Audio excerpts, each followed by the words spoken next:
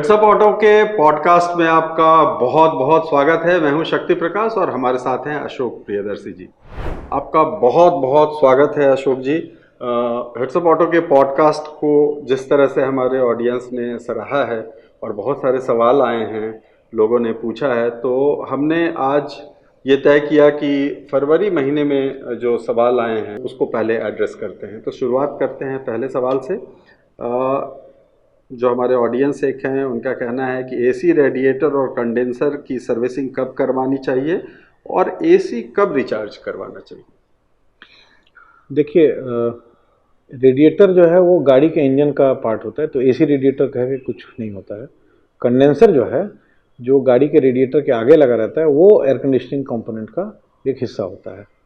और रेडिएटर और कंडेंसर दोनों क्योंकि एक हीट एक्सचेंज के कंपोनेंट्स हैं, जहाँ पे उसके सरफेस एरिया को बढ़ा दिया जाता है बहुत सारे फिन्स लगा करके, जालीनुमा फिन्स लगा के, तो उसमें जितनी गंदगी रहेगी उतना हीट एक्सचेंज प्रॉपर तरीके से नहीं होगा। तो कोशिश करें कि जब भी गाड़ी आप वॉश कराते हों तो बहुत हाई प्रेशर से नहीं, बट माइल्डली आगे गाड़ी के ग्रिल से उसको जब आप क्लीन करते हैं तो रेडिएटर और कंडेंसर जो है वो क्लीन हो जाता है काफ़ी हद तक। मगर बहुत ज़्यादा अगर समय हो जाता है तो उसमें हम लोग सजेस्ट करते हैं कि एक बार रेडिएटर को गाड़ी से बाहर निकाल करके और बाहर उसकी जाली को क्लीन कर लिया जाए, क्योंकि कंडेंसर के आगे होता है रेडिएटर। रेडिएटर खोलने में और वापस कसने में सिर्फ कूलेंट को निकालना और वापस दोबारा डालना पड़ता है, परंतु अगर हम कंडेंसर को खोलने जाएंगे तो उसमें फिर गैस की रिकवरी का एक प्रोसेस जो है वो लंबा हो जाता है। इसीलिए लगभग 20,000-25,000 किलोमीटर पे एक बार रेडिएटर को खुलवा करके बाहर निकाल के हाई प्रेशर जेट से उसको थोड़ा सा आगे से, पॉइंटेड प्रेशर नहीं होना चाहिए, थोड़ा डिस्पर्स करके ताकि फिन्स डैमेज नहीं हो, रेडिएटर को क्लीन करा के वापस फिट करा लेना चाहिए। और रेडिएटर जब निकला हुआ हो उस समय गाड़ी के एसी का कंडेंसर को भी उसी तरह से पानी के प्रेशर से क्लीन करा लेना चाहिए। अब जो उसका दूसरा भाग है इस सवाल का कि एसी की सर्विस और रिचार्ज कब करानी चाहिए, रिचार्ज की बात। तो देखिए, थियोरिटिकली एयर कंडीशनिंग सिस्टम एक क्लोज लूप सिस्टम होता है।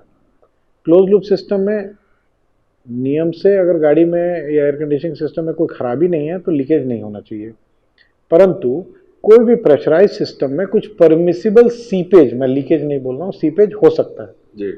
अब जैसे आप देखें कि कार को अगर हम काफ़ी दिन तक पार्क कर देते हैं तो उसका टायर प्रेशर थोड़ा लो हो जाता है। इसका ये मतलब नहीं कि उसमें पंक्चर है, परंतु क्योंकि उसके अंदर में कंप्रेस्ड एयर या नाइट्रोजन है, उसी तरह से उससे कहीं ज़्यादा प्रेशर में रेफ्रिजरेंट जो होता है, एसी की गैस उसमें स्टोर्ड होती है, तो धीरे धीरे बहुत कम मात्रा में उसके परमिसिबल सीपेज को माना जा सकता है। परंतु हमारे देश में होता क्या है शक्ति जी, कई बार कस्टमर्स को या जो व्हीकल ओनर्स हैं या जो चालक हैं उनको ये लगता है कि एयर कंडीशनर काम नहीं कर रहा है तो उसको सिर्फ और सिर्फ गैस से जोड़ दिया जाता है। गैस एक अहम हिस्सा है, गैस अगर नहीं होगी या रेफ्रिजरेंट जिसको बोलते हैं नहीं होगा तो एसी काम नहीं करेगा। परंतु जो एक प्रचलन है वो सब लोग यही जानते हैं, एसी का काम नहीं करने का मतलब है कि गैस कम है या ख़त्म हो गई है, ऐसा नहीं होता है। हमारे एक्सपीरियंस से अब की जितनी भी गाड़ियाँ आ रही हैं उसमें ज़्यादा परेशानी होती है जो एवेपोरेटर कोर है, जो गाड़ी के डैशबोर्ड के अंदर होती है, जिससे अल्टीमेटली ठंडी हवा आपको मिलती है, उसमें काफ़ी क्लॉगिंग हो जाती है। और उसमें क्लॉगिंग का मतलब है कि हवा पास कर रही है और हवा ठंडी है तो कंडेंसेशन हो जाता है, तो वाटर ड्रॉपलेट्स फॉर्म हो जाते हैं। और जो डस्ट है वो डस्ट वहाँ पे एक लेयर जो है परत जैसी जमा देती है एसी के एवेपोरेटर यूनिट में जो डैशबोर्ड के अंदर होता है। तो मुझे लगता है कि हर 10-15,000 किलोमीटर पे उसको, हमारे देश के जो कंडीशंस हैं जहाँ पे थोड़ा डस्ट ज़्यादा है, गर्मी ज़्यादा होती है, ज़्यादा लंबे समय तक साल में गर्मी रहती है, तो लगभग 15,000 किलोमीटर पे डिपेंडिंग ऑन द यूसेज एक बार एयर कंडीशनर के एवेपोरेटर जो डैशबोर्ड के अंदर होता है, जिसको देसी भाषा में कूलिंग कॉइल भी कहते हैं, उसको निकलवा के क्लीन करा के और रेफ्रिजरेंट को और गैस को प्रॉपर तरीके से क्वांटिटी के हिसाब से उसको रिचार्ज करा लेना चाहिए। और एक सुझाव है मेरा हमारे दर्शकों को, कृपया करके एयर कंडीशनिंग की गैस हर समय रिसाइकलिंग मशीन के द्वारा ही डलवाएं, ना कि बाज़ार में एसी के कैन्स मिलते हैं या सिलेंडर से जो डायरेक्ट चार्ज करते हैं, वो हानिकारक होता है।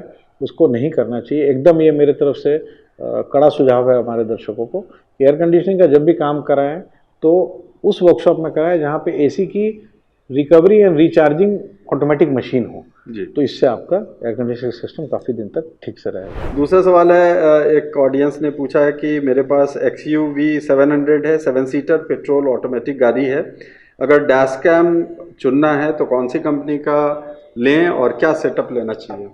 देखिए अगेन डिपेंड करता है, डैश कैम का इतना सवाल आता है तो कुछ दिन पहले हमने एक वीडियो बनाया था जिसमें मैंने अपना एक सुझाव दिया था कि डैश कैम वो लगना चाहिए जिसमें कि क्लाउड स्पेस पे आपका जो रिकॉर्डिंग है वो सेव्ड रहे, क्योंकि मेमोरी कार्ड में रहता है तो अगर किसी को गलत इस्तेमाल करना है तो मेमोरी कार्ड निकाल सकता है, कुछ भी कर सकता है। परंतु बहुत सारे यूजर्स का एक इनपुट आया, लोग अब डैश कैम सिर्फ इसलिए नहीं लगाना चाहते हैं कि गाड़ी वो इस्तेमाल नहीं कर रहे हैं और कोई दूसरा व्यक्ति इस्तेमाल कर रहा है, या ड्राइवर हो या बच्चे हो या परिवार के कोई सदस्य उस गाड़ी में बैठे हुए हैं, तो उसके सेफ्टी के लिए सिर्फ डैश कैम लोग नहीं लगा रहे थे। एक नया हम इनफैक्ट हम लोग की भी जानकारी जो है वो थोड़ी बेहतर हुई। कुछ लोग चाहते हैं कि डैश कैम हमारा लगा रहे और उसमें मेमोरी कार्ड से रिकॉर्डिंग हो, क्योंकि गाड़ी वो खुद चलाते हैं। परंतु ऐसा कई बार होता है कि कोई दूसरा व्यक्ति या चालक उसकी गलती से आकर के आपकी गाड़ी में अगर एक्सीडेंट कर देता है तो डैश कैम में रिकॉर्ड हो और वो एज ए प्रूफ उसको दिखाना चाहें। तो ये भी एक नया segment of dash cam users हैं जो कि काफ़ी तीव्र गति से ये नंबर्स बढ़ रहे हैं। तो देखिए मेरा हर समय एक ही कहना है, आप प्राइस के हिसाब से डैश कैम का रेजोल्यूशन देख करके किस रेजोल्यूशन में आपकी जो रिकॉर्डिंग है वो सेव हो रही है इसके हिसाब से चयन करें। बहुत सारे ब्रांड्स हैं, बहुत नामी गिरामी ब्रांड्स भी हैं, बहुत सारे इम्पोर्टेड ब्रांड्स भी हैं जो लोग इंपोर्ट करके बेच रहे हैं इंडिया में। तो अभी अनफॉर्चुनेटली क्लाउड बेस्ड रिकॉर्डिंग वाला डैश कैम अभी तक लॉन्च नहीं हुआ है, जो कि हो जाना चाहिए था, कभी भी हो सकता है। परंतु अगर आप कोई भी डैश कैम ले रहे हैं तो उसका उद्देश्य ये है कि आपकी रिकॉर्डिंग जो है वो इतनी क्लियर हो ताकि अगर आप उसमें से कोई रिकॉर्डिंग को रिट्रीव करके देखना चाहें तो आइडेंटिफाई कर सके गाड़ी का नंबर या कोई भी चीज़ जो आप उसमें अल्टीमेटली देखना चाहते हैं। तो हाई रेजोल्यूशन डैश कैम देख करके अपने बजट के हिसाब से ही चुने, वो ज़्यादा बेहतर। और अगर वेट कर सकते हैं तो क्लाउड बेस्ड जिसके बारे में जिसमें क्लाउड बेस्ड रिकॉर्ड, जो आपकी रिकॉर्डिंग है क्लाउड बेस्ड स्टोरेज, इस वाला जो जब लॉन्च हो जाएगा, लॉन्च होने वाला था, पता कुछ डिले हुआ होगा, जी। वो जब आ जाएगा तो मेरे ख्याल से वो ज़्यादा बेहतर है अगर आप गाड़ी में खुद नहीं बैठते हैं और रिमोटली उसको मॉनिटर करना चाहते हैं। जी बिल्कुल। हमारे दूसरे दर्शक ने एक सवाल पूछा है कि मेरे पास बलिनो डेल्टा है जिसमें रियर व्यू कैमरा नहीं है, कहाँ से लूँ, शोरूम या आफ्टर मार्केट्स, और मुझे कौन सा कैमरा लेनी चाहिए? देखिए ये जो रियर व्यू कैमरा सिस्टम है ना, इसमें दो कंपोनेंट्स हैं, एक कैमरा है और दूसरा है जहाँ पे उसका डिस्प्ले है, जहाँ पे उस कैमरा में जो कैप्चर हो रहा है वो आप देख सकें। तो अगर आपका बजट कम है तो आप कैमरा लगा सकते हैं जिसमें अलग से एक LCD का छोटा सा डिस्प्ले आपके डैशबोर्ड में कहीं साइड में आप उसको फिट करके, और पीछे जैसे रिवर्स गियर डालेंगे, एंगेज करेंगे तो पीछे वाला कैमरा जो है वो एक LCD स्क्रीन पे आपको डिस्प्ले दिखाएगा, जो कि जो फंडामेंटल रिक्वायरमेंट, बेसिक रिक्वायरमेंट है उसको पूरा करता है। परंतु कैमरा बेलिनो डेल्टा जैसे उन्होंने बोला, तो बेलिनो में क्या होता है शक्ति जी कि पीछे जो डिक्की है या जिसको हम लोग पीछे का बूट कहते हैं, बूट में पीछे शीशा के जस्ट नीचे एक क्रोम की एक स्ट्रिप होती है जी। वो हायर मॉडल्स में होती है, डेल्टा से ऊपर वाले मॉडल में जीटा या अल्फा वेरिएंट्स में आता है, डेल्टा में नहीं आता। तो अगर आप अच्छा कैमरा लगाना चाहते हैं जो कि उस एंगल से कैप्चर करे जिसमें हमने एक पहले वाले वीडियो में बताया था बिल्कुल डायगनली, कि डायगनली अगर हम कैप्चर करते हैं तो हम अपनी गाड़ी की भी का भी हिस्सा देख पा रहे हैं कैमरा में, और जो पीछे का अल्टीमेटली जहां ऑब्स्ट्रक्शन है वो उसको भी देख पाते हैं, कंपेयर कर पाते हैं उसकी डिस्टेंस को। तो अगर आपको अच्छे क्वालिटी का अगर कैमरा लगाना है तो जो अपर मॉडल में पीछे क्रोम का एक पीस आता है जो शीशे के जस्ट नीचे लगता है, उसमें बीच में एक कैमरा लगाने का प्रोविजन होता है। तो वो पहले क्रोम इंस्टॉल कर लें, क्योंकि डेल्टा में क्रोम वाली स्ट्रिप नहीं आती है, क्रोम इंस्टॉल करके उसी क्रोम में जो जगह बनी हुई है उसमें कैमरा लगा लें। कैमरा जो शोरूम है वो आपको ओरिजिनल प्रदान कर देंगे। अब इसके बाद क्योंकि डेल्टा वेरिएंट में जो म्यूजिक सिस्टम है वो टच स्क्रीन नहीं है या डिस्प्ले उसमें नहीं होता है, तो अगर आप चाहें तो एक टच स्क्रीन वाला डिस्प्ले वाला सिस्टम भी उसमें डाल सकते हैं, एंड्रॉयड बेस भी डाल सकते हैं, कंपनी फिटेड जो आता है 7 इंच का वो भी डाल सकते हैं, थोड़ा और हायर एंड वो डिपेंड करता है आपके बजट पे। और उतना अगर नहीं भी है बजट, सिर्फ आपका रिवर्स करते समय आपको देखना है कि कोई ऑब्स्ट्रक्शन तो नहीं है, तो उसके लिए आप छोटा सा एक LCD स्क्रीन लगभग 4-5 इंच का आता है, 4 इंच का, तो वो आप डैशबोर्ड में लगा लें और जैसे रिवर्स, तो अल्टीमेटली 2 कंपोनेंट है, एक जहाँ पे आप देखते हैं डिस्प्ले और एक है कैमरा जी। तो कैमरा जो है वो कोशिश करें बलिनो डेल्टा है क्योंकि, तो वो क्रोम स्ट्रिप वाले में जो ओरिजिनल कैमरा था वो लगाएं, और साथ में डिस्प्ले आपकी मर्जी है, आप म्यूजिक सिस्टम अपग्रेड करना चाहें तब वो भी कर सकते हैं, और अगर आप चाहें तो अलग से डिस्प्ले डाल सकते हैं, उसको म्यूजिक सिस्टम से कोई लेना देना नहीं होगा, उसका कॉस्ट काफ़ी कम हो जाता है। जी बिल्कुल अशोक जी, मैं अपने ऑडियंस को ये ज़रूर कहना चाहूँगा कि आपके जो सवाल आए हैं, अगर पूरे कंटेंट को ध्यान से देखिएगा तो जो हमारे ऑटो एक्सपर्ट हैं अशोक जी, इनकी पूरी टीम है, दशकों का अनुभव है ऑटोमोबाइल क्षेत्र में, तो वो कंटेंट में हर एस्पेक्ट्स को हमने प्रयास किया है कि आप तक पहुंचाऊं। तो अगर उस कंटेंट को ध्यान से देखेंगे तो आपके बहुत सारे सवालों का जवाब आपको खुद मिल जाएगा। दूसरे सवाल की ओर बढ़ते हैं अशोक जी। एक हमारे ऑडियंस ने सवाल पूछा है कि काइंडली 360 डिग्री कैमरा पर एक कंटेंट बनाया जाए, तो बिल्कुल बनाऊंगा और इस पर विस्तार से आप तक कंटेंट को पहुंचाऊंगा भी विस्तार से बनाकर। और इनका सवाल है कि XUV 700 ऑटोमेटिक 7 सीटर है उनके पास, बैक कैमरा उनको चाहिए, क्या मुझे 360 कैमरा आउटसाइड से लगानी चाहिए? अगर लगानी चाहिए तो उसकी कीमत क्या होगी और वारंटी पे इसका कोई असर तो नहीं पड़ेगा?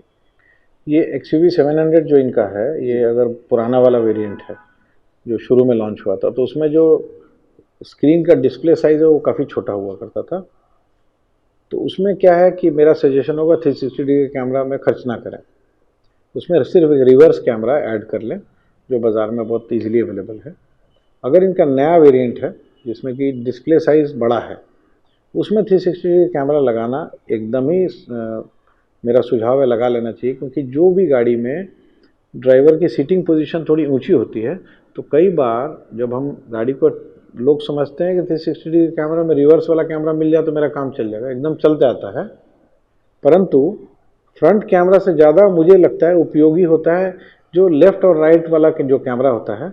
उसमें क्या होता है शक्ति जी कि कई बार अगर आप लेट से कोई डिवाइडर है और आप बहुत ऊपर बैठे हुए हैं जी, डिवाइडर तो लगभग सड़क से 1-2 फुट ऊंचा होता है और आपको यू टर्न लेना है, तो वहाँ पे अगर आपके पास 360 कैमरा नहीं होता है तो या तो चालक को डोर का ग्लास नीचे उतार के बाहर देखना पड़ता है, अथवा वो चाहे तो 360 कैमरा के हिसाब से देख सकता है कि मैं यू टर्न जब लूँगा तो मेरी गाड़ी उस डिवाइडर से टकराएगी तो नहीं। तो 360 कैमरा ऑलवेज लगाना एडवाइजेबल है। पुराना वाला वेरिएंट है तो मैं मना करूंगा, क्योंकि फिर उसमें डिस्प्ले, क्योंकि जो डिस्प्ले का जो प्रोविज़न था वो थोड़ा अंदर के तरफ था और छोटा था, तो उसमें पैसा खर्च करना बहुत समझदारी नहीं। परंतु नया वाला मॉडल XUV 700 है जिसमें बड़ा डिस्प्ले है, तो उसमें ज़रूर 360 डिग्री लगाए जी बिल्कुल। और दूसरा सवाल है, मैं 54 ईयर्स ओल्ड महिला हूँ, 15 ईयर्स का ड्राइविंग एक्सपीरियंस है, मेरे पास जो गाड़ी है वो दूसरी गाड़ी है। दिसंबर 2024 में मैंने बलिनो डेल्टा CNG लिया है, उनके गाड़ी में स्क्रैच, हेयरलाइन स्क्रैच आ गया है, बहुत परेशान हैं और सवाल पूछी हैं कि मुझे क्या करना चाहिए। सेरामिक कोटिंग के बारे में खुद ही सवाल के ज़रिए लिख रही हैं, तो उनको क्या सजेस्ट किया जाए? देखिए शक्ति जी, हेयरलाइन स्क्रैच का उन्होंने जिक्र किया है, पेंट की जो परत होती है उसके सबसे ऊपरी हिस्सा को हम लोग क्लियर कोट कहते हैं, वो एकदम ट्रांसपेरेंट कोट होता है जो कि सिर्फ उस पेंट के जो बेस कलर है उसको ग्लॉस प्रदान करता है, मतलब जो चमक है वो क्लियर कोट से आती है और शेड कौन सा कलर होगा वो बेस कोट से आता है जी। तो हेयरलाइन स्क्रैच थोड़ा ऐसा मुश्किल होगा, क्योंकि बिना देखे कहना बहुत सटीक तरीके से उचित नहीं होगा, परंतु अगर हेयरलाइन है और आप किसी भी वर्कशॉप में मेरा सुझाव होगा दिखा लें, अगर वो सिर्फ क्लियर कोट तक ही पहुंचा है तब तो थोड़ा सा मशीन से अगर रबिंग पॉलिशिंग हम लोग कर लें या थोड़ा 2000 ग्रिट का, मतलब 2000 नंबर का जो सैंड पेपर होता है उससे थोड़ा वेट सैंडिंग करके उसको उतना दूर पॉलिश कर दें तो आपका निकल जाना चाहिए। परंतु अगर वो क्लियर कोट को छेद भेदते हुए अंदर अगर बेस कोट के पेंट तक भी स्क्रैच अगर हो गया है तब फिर बिना पेंट किए हुए कोई सोल्यूशन नहीं है। जहाँ तक ये जितनी कोटिंग की बात करते हैं, चाहे वो सिरामिक कोटिंग हो, चाहे वो पीपीएफ आजकल बहुत लोग करवाते हैं, ये तो जब कलर पेंट आपका सही है उसके ऊपर आप एक परत चढ़ाते हैं तो ये क्या होता है, सिरेमिक की लाइफ थोड़ी कम होती है, पीपीएफ की लाइफ थोड़ी ज़्यादा होती है। इसमें डार्क कलर में जो क्लियर कोट होता है, क्लियर कोट के ऊपर में डस्ट पड़ा, आपने उसको झाड़ दिया तो डस्ट में जो सैंड पार्टिकल्स होते हैं वो धीरे धीरे ना ब्लेमिश मार्क्स बना देते हैं जी। तो पीपीएफ और सिरेमिक जो है वो उस ब्लेमिश मार्क को प्रिवेंट करता है और आपकी गाड़ी की चमक बरकरार रहती है। परंतु कोई भी कोटिंग हो, चाहे पीपीएफ हो चाहे सिरेमिक हो, गाड़ी में अगर कोई फिजिकली स्क्रैच लगता है उसको नहीं बचा सकती जी। बिल्कुल। तो मुझे उम्मीद है कि आपके सवाल का जवाब मिल गया होगा। अगले सवाल की ओर बढ़ते हैं अशोक जी। एक दर्शक ने सवाल किया है, मेरे पास ऑल्टो K10 VXI है, हेडलाइट्स के बल्ब को एलईडी में अपग्रेड कर सकता हूं और इससे कोई इलेक्ट्रिकल सिस्टम प्रभावित तो नहीं होगा? एकदम आप कर सकते हैं। उसमें 60/55 वॉट का बल्ब हैलोजन लग के आता है, सेम मॉडल का, मतलब जो बल्ब का जो फिटिंग का जो डिज़ाइन होता है, सेम वेरिएंट, सेम मॉडल का, सेम वॉटेज का, मतलब 60-55 या मैक्सिमम 60 वॉट का अगर हम एलईडी में अपग्रेड कर देते हैं तो आपके वायरिंग पे कोई प्रॉब्लम नहीं होगी और आपके हेडलाइट में एफिशिएंसी बढ़ेगी, उसकी लाइट जो है बेहतर हो जाएगी। एकदम आप बेझिझक करा सकते हैं, कोई दिक्कत नहीं। बिल्कुल। अगला सवाल है, एक दर्शक ने पूछा है, मेरे पास टाटा पंच 2023 मॉडल है, क्या आफ्टर मार्केट से एंड्रॉयड स्क्रीन डिस्प्ले या रियर कैमरा लगवा सकता हूँ? वायरिंग पर कोई असर तो नहीं होगा? देखिए, अगर इनके सज्जन के पास जो गाड़ी है उसमें अगर कंपनी फिटेड कोई टच स्क्रीन म्यूजिक सिस्टम आया है तब तो उसमें सिंपली कैमरा ऐड कराया जा सकता है। परंतु अगर बेस मॉडल है या बेस वेरिएंट है जिसमें company fitted touch screen device नहीं है, मतलब डिस्प्ले नहीं है, तो उस केस में आप एंड्रॉयड सिस्टम एकदम आराम से लगा सकते हैं, कोई परेशानी नहीं है। और कैमरा भी इसमें ऐड किया जा सकता है, उसमें कोई दिक्कत नहीं है। आप बाज़ार में जो आपकी गाड़ी में डैशबोर्ड में सिस्टम लगाने की जो जगह है उसके अलग अलग फ्रेम्स मिलते हैं। जो आप एंड्रॉयड सिस्टम लगाते हैं नॉर्मली वो नीचे से थोड़ा डायगोनल होता है, 9 इंचेस का होता है, तो उस हिसाब से टाटा पंच का आपको वो फ्रेम, जिसको हम लोग बेजल भी बोलते हैं, वो मिल जाता है और उसके साथ आप आराम से इसको अमेलगमेट कर सकते हैं, लगा सकते हैं। ये अगला सवाल है, क्या आप कोई फ्रंट विजन कैमरा सजेस्ट कर सकते हैं जो पार्क हो जाए टाइट, मतलब बहुत कम जगह में भी पार्क हो जाए और देख पाएँ, और रोड पर ऑब्स्टेकल अगर किसी तरह का है तो उसको देख पाएँ? तो कैमरा के बारे में उन्होंने, देखिए ये सवाल थोड़ा सा भिन्न है। जो मैं समझ पा रहा हूँ इस सवाल को कि 360 डिग्री कैमरा नहीं चाहते हैं, परंतु आगे का जो बोनेट है या हुड है उसके नीचे के पोर्शन को, क्योंकि वो डायरेक्टली नहीं देख पाते हैं, गाड़ी चलती है तो थोड़ा दूर तो दिखता है मगर पास आने के बाद वो नहीं देख पाते हैं। बिल्कुल। अगर ऐसी रिक्वायरमेंट है तो मेरा इसमें सुझाव है कि एक अलग से छोटा सा डिस्प्ले डैशबोर्ड पे लगा लें और जो रियर व्यू कैमरा आता है उसका एक यूनिवर्सल ब्रैकेट आता है, उस ब्रैकेट को आप आगे ग्रिल के नीचे इंस्टॉल कर लें और उसको एक स्विच द्वारा ऑपरेट कर सकते हैं कि जब आप ऑन करेंगे तो कॉन्टिन्यूसली उस डिस्प्ले में आपको फ्रंटल कैमरा का इमेज जो है वो दिखते रहेगा। तो अगर उनकी ये स्पेसिफिक रिक्वायरमेंट है, या कई बार क्या होता है जहाँ पार्क आप कर रहे हैं तो वो पार्क जो है फ्रंट पोर्शन से जाके मान लीजिए आप कर रहे हैं, तो मुझे लगता है कि सवाल उसी पे आधारित है कि जहाँ डेली इनको पार्क करना पड़ता होगा वो गाड़ी आगे से जाके पार्क होता होगा तो उनको पता नहीं चल पाता होगा कि मेरी कितने डिस्टेंस बाकी है। तो उसके लिए जो रियर व्यू कैमरा का जो सेटअप है उसको आप आगे भी लगा सकते हैं, डिस्प्ले आप अलग से लगा सकते हैं और वो कैमरा पीछे के जगह पे आगे इंस्टॉल हो जाएगा, कोई बहुत बड़ी बात नहीं है। वो चाहे तो पार्किंग सेंसर्स जो हैं वो भी अपने बम्पर के साइड्स में और आगे के पोर्शन में लगा सकते हैं, उससे भी जो ऑडियो बीप है वो भी शायद इनको इस परिस्थिति में मदद कर सके। ओके। दूसरा है कि रेनॉल्ट ट्राइबर RXZ मॉडल है, इसमें रिवर्स कैमरा को अपग्रेड करने के लिए करना चाहते हैं, हाई रिजोल्यूशन कैमरा को लगाना चाहते हैं, क्या इसको म्यूज़िक सिस्टम डिस्प्ले सपोर्ट करेगा? ये थोड़ा प्रॉब्लम है रेनो की गाड़ी में। इसमें जो कंपनी से इंस्टॉल हो करके आ रहा है आपका जो टच स्क्रीन सिस्टम, उसमें कैमरा का जो इनपुट है वो बहुत ज़्यादा फ्लेक्सिबिलिटी नहीं है उसमें। तो अगर आप हाई रेजोल्यूशन कैमरा डालेंगे तो शायद इसमें काम नहीं करेगा। ये मेरी जानकारी 1-1.5 साल पहले तक की जो वेरिएंट्स थी उसमें तो था। अभी अगर उनकी गाड़ी एकदम नई है तो उसमें कुछ बदलाव है, तो कोई एक्सेसरी शॉप में ले जा करके और हाई रेजोल्यूशन के कैमरा को एक बार बाहर से फिजिकली मतलब गाड़ी में ड्रिल करके फिट नहीं करें, पहले उसको सिर्फ इलेक्ट्रिकली कनेक्ट करके देख लें। अगर उससे उनका काम चलता है तो लगाया जा सकता है। परंतु जो लास्ट मेरी जानकारी थी उसमें ये थोड़ी समस्या है। तो उसमें मेरा सुझाव है कि अगर एकदम आपके लिए ज़रूरी है तो आप म्यूज़िक सिस्टम को भी बदल करके और थोड़ा हाई रेजोल्यूशन और बड़ा डिस्प्ले वाला सिस्टम आप हर समय लगा सकते हैं। वो बाज़ार में उसका समाधान अवेलेबल है। अगला सवाल है हमारे दर्शक का कि इन्होंने सवाल किया है, मेरे पास एसयूवी कार है, R19 स्टील व्हील मैन्युफैक्चरर्स ने दिया है, इसको अगर R20 में अपग्रेड करूं, R20 का लगाऊं तो क्या इम्पैक्ट होगा, क्या ये एडवाइजेबल है? देखिए, मेरा फिर इसमें स्ट्रॉन्ग सुझाव है। गाड़ी आपकी स्टील रिम है 19 इंचेस की। अगर मैन्युफैक्चरर, आपके केस में महिंद्रा, अपर वाले वेरिएंट में 20 इंचेस का अलॉय रिम्स देता है तो बेहतर है कि आप पूरे सेटअप को उस हिसाब से बदलिए। मतलब हायर वेरिएंट का आप अलॉय रिम्स, परंतु याद रखिए उसमें टायर भी बदलना पड़ेगा आपको। और टायर, मेरा सुझाव है कि जो कंपनी द्वारा अगर 20 इंचेस का हायर मॉडल में आता है, हायर वेरिएंट में आता है, तो उसमें जो एप्लीकेबल टायर है वही फिट करें, उसमें टायर को अपसाइज ना लगाएं।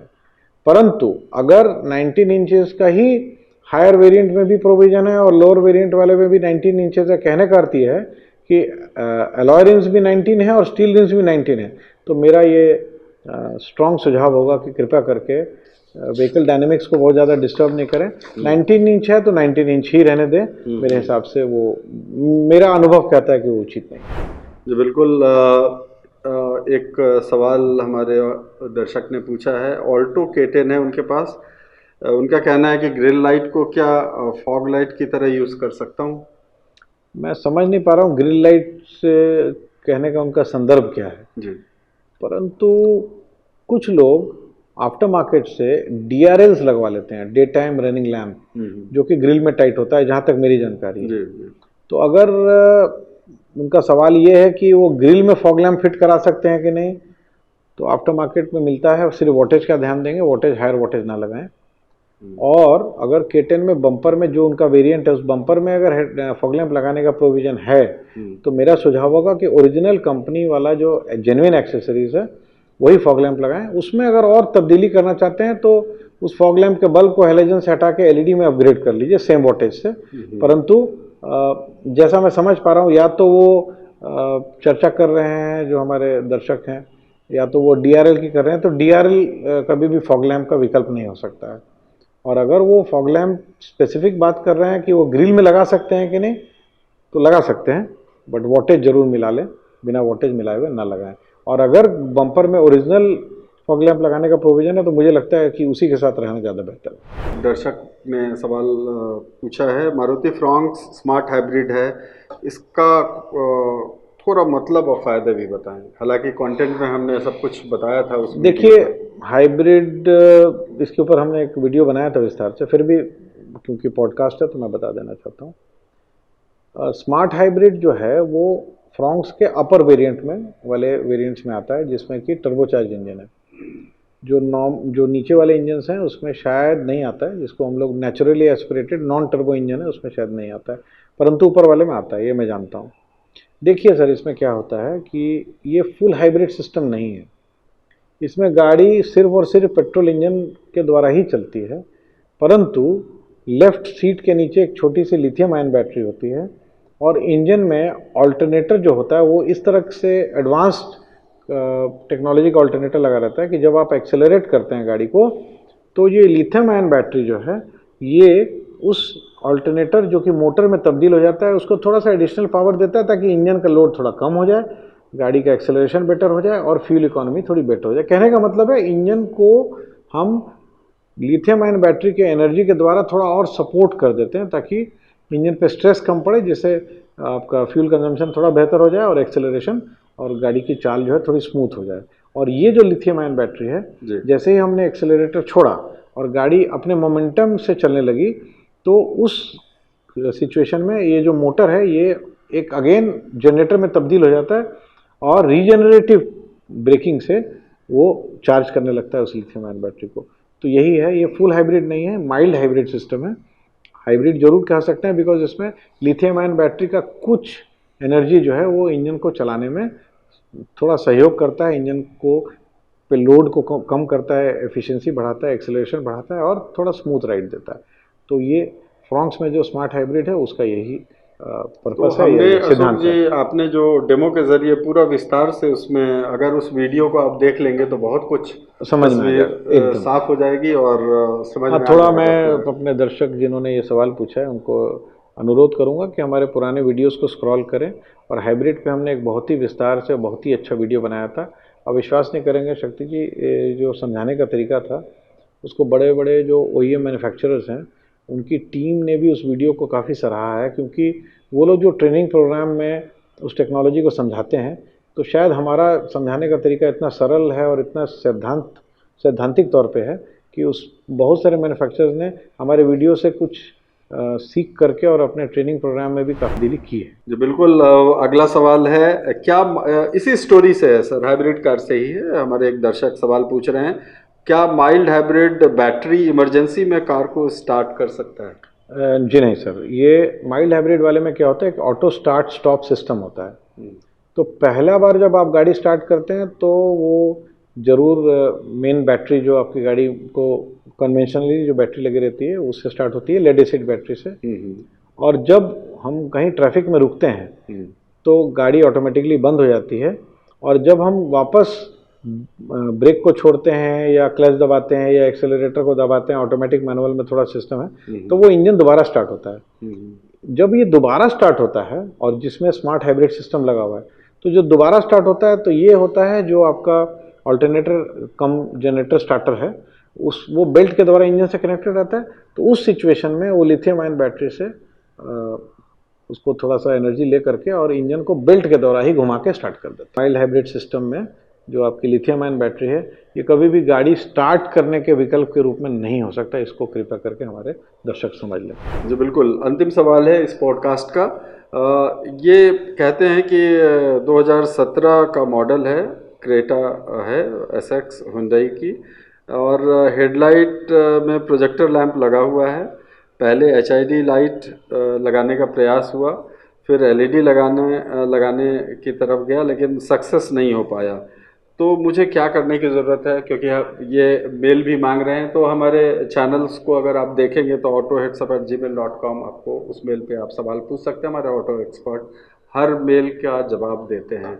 तो ये सवाल में ये जो पूछ रहे हैं, क्या कहना चाह रहे हैं? देखिए, HID तो आउटगोइंग टेक्नोलॉजी है, परंतु 2017 वाली क्रेटा में जो हेडलैम्प सिस्टम है उसमें आप LED अपग्रेड कर सकते हैं। ब्रांडेड कंपनी का LED आता है। सिर्फ अगेन मेरा यही सुझाव होगा कि जो कंपनी फिटेड हैलोजन बल्ब है उसी का सेम वोटेज वाला वोटेज सेम होना चाहिए, और उसमें जो बल्ब लगना है वो LED का विकल्प उसके लिए अवेलेबल है। तो LED ही लगाएं और बहुत आराम से लगेगा। शायद इनका अनुभव जो है उस वर्कशॉप में होगा या उस एक्सेसरी शॉप में होगा जहाँ पे उतने अनुभवी लोग नहीं होंगे, परंतु है। जी बिल्कुल। अशोक जी, इस पॉडकास्ट के लिए आपका बहुत बहुत धन्यवाद। और हमारे जितने भी दर्शक हैं जिन्होंने सवाल किया है उनको उनके सवाल का उत्तर उन्हें मिल गया होगा, ऐसी उम्मीद करता हूं। और हेड्सअप ऑटो को अगर अब तक आपने सब्सक्राइब नहीं किया है तो ज़रूर से सब्सक्राइब कर लें। और जो सवाल पूछ रहे हैं, जिनका भी सवाल है, कृपया उस कंटेंट को पूरा देखेंगे तो मुझे उम्मीद है कि उन्हें उत्तर मिल जाएगा, उनके सवालों का जवाब उन्हें मिल जाएगा। फिर भी हमारे ऑटो एक्सपर्ट ने विस्तार से इसको बताने का प्रयास किया। हमारे फेसबुक और इंस्टाग्राम को भी फॉलो करें। अभी के लिए इतना ही। दीजिए शक्ति प्रकाश को इजाज़त। बहुत बहुत धन्यवाद।